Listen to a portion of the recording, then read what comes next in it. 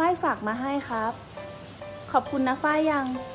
ขอบคุณนะฝ้ายก่อน ขอบคุณนะฝ้าย ขอบคุณนะฝ้ายก่อนครับ ขอบคุณนะฝ้ายยังไงครับ อันนั้นของน้องนี่ไก่กานั่นแฟนเขาซื้อให้ ขอบคุณนะ ส่งจุ๊บให้นะฝ้ายก่อน ส่งจุ๊บให้นะฝ้ายก่อนเร็ว โอ้โหตัว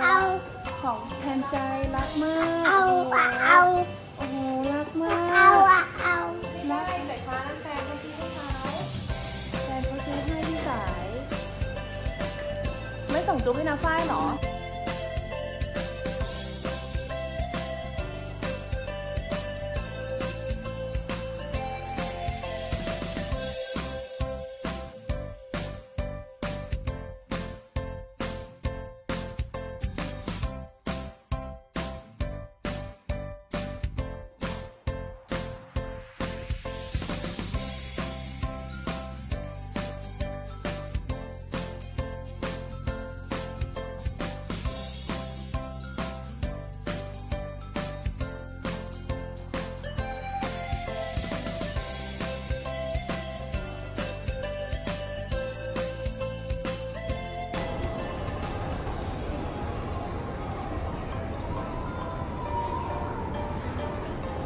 จะเอากลับบ้านไม่ได้นะฝ้ายเนี่ย